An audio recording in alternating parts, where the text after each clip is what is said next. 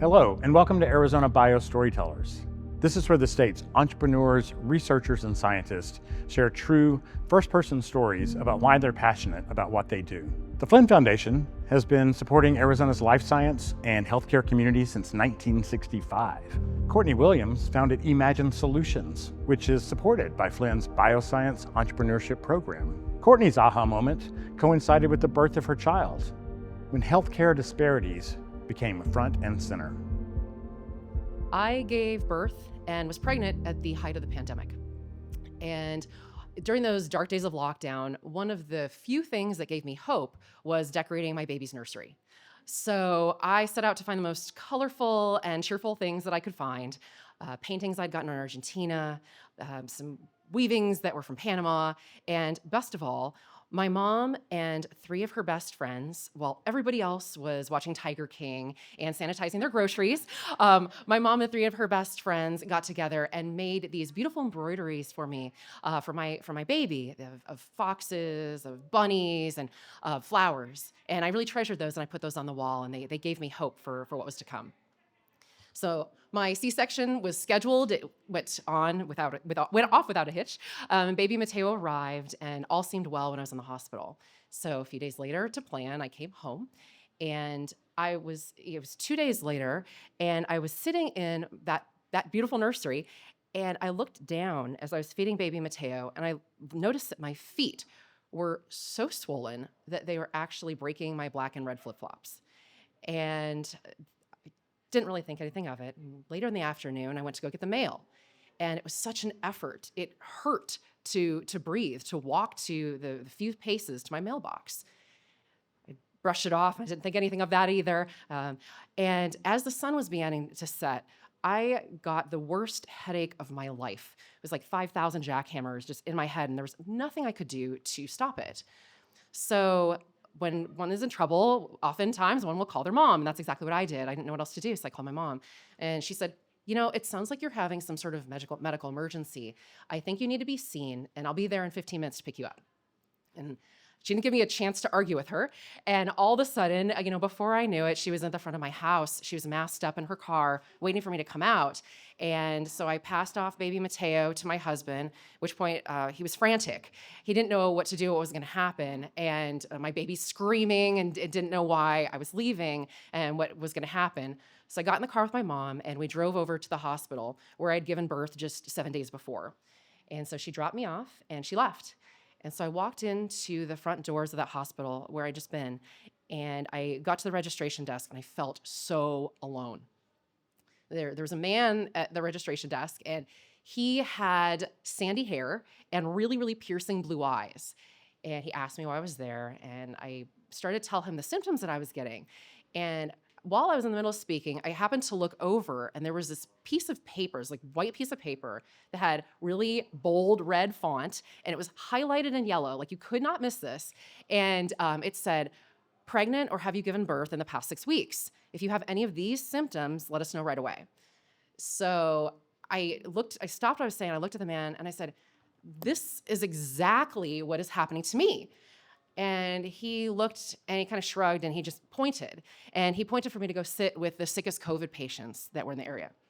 And there was nothing else I could do, so I followed directions, and I did. I sat down. The only seat that was available was this really disheveled man, and he was so sick.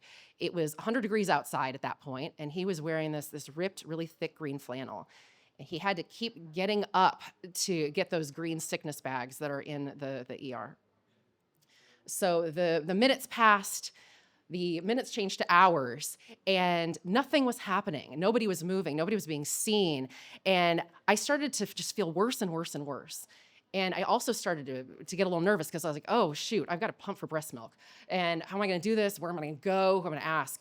So time just kept passing. And finally, a nurse walked by, and I flagged her doher. And I said, "Hey, do you know where there's a safe place where I can go pump?" And she said, "Oh, okay, well, why are you here?" And I told her what I was experiencing, and her eyebrows raised up and her eyes got really big, and she said, "You just gave birth and you're here. Like, we have a protocol for this. Come with me." So she grabbed my arm and she whisked me away. We went through corridors, through open doors, closed doors, the flooring changed. It was like a completely different area of the hospital. And she opened up a patient room and she threw a gown towards me. She's like, "You put this on right now." I said, "Okay." So no sooner had I tied like the necktie of the gown when this team of EMTs came rushing right in. And all of a sudden the room was like a flurry of activity. The first EMT was trying to, put the ECG stickers all over my body, and I wearing the hospital gown and starting to get soaked with milk because I had it pumped, and then one of the EMTs was like, "Okay, I'm going to try to just make you feel better." So he started telling me the story about when his son was born, just try to distract me. But as he was doing that, then all of a sudden the doctor came in. And she's wearing this beautiful purple headscarf, and she had these petite gold flower earrings and teal scrubs. And she was really quite the picture of elegance, in the ED.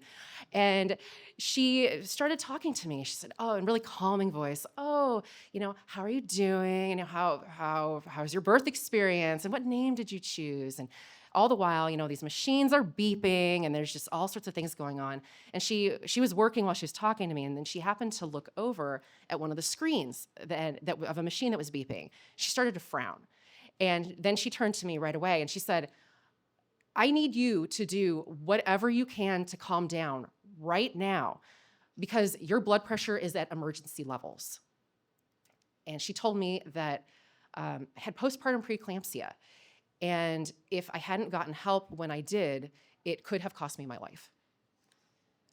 So over the hours that passed after that, the providers worked really, really hard to get the fluid off of my body, away from my lungs and my heart, and just get my blood pressure back down. And after hours and hours, they were able to finally get my blood pressure back into the normal range, or the high normal range, and I was allowed to finally go home and be back with my baby. But it did not end there. In the days and the weeks that followed, I still had to go to my OB's office twice, sometimes 3 times a week, just for basic blood pressure checks. And never once did I actually see my doctor. And never once did I actually get feedback about what was going on. Was I healthy? Were my numbers okay? Was I trending in the right direction? So when I embarked on my pregnancy journey, I knew that the US is the most dangerous place in the developed world to give birth. And that's particularly bad for women of color. They're particularly affected. I'm biracial, and I never once dreamed that I could potentially be a statistic.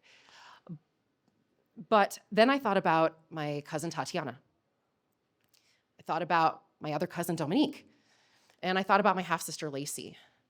And regardless of income, geography, socioeconomic level, education, it 2 to 3 times the rate of white women. Black women have maternal health crises. And I saw that playing out in my family.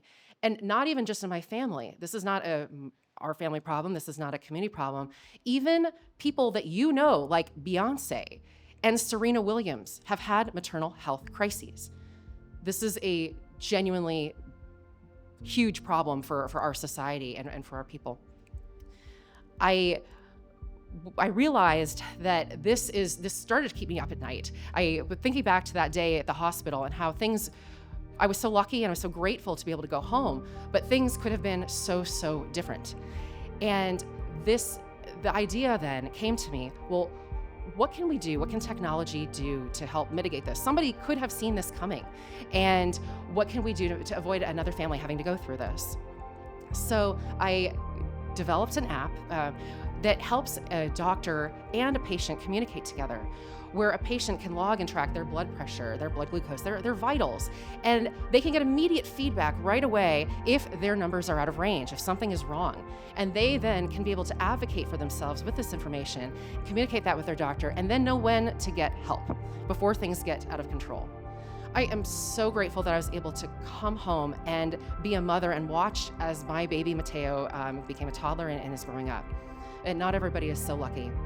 And so at night, we continue to develop this app and get this out to the tens of thousands of women now that are using it or that have used it already, because I don't want a single other nursery to be empty after a hospitalization. And I most certainly don't want another woman to not come home to watch her baby grow up. Thank you.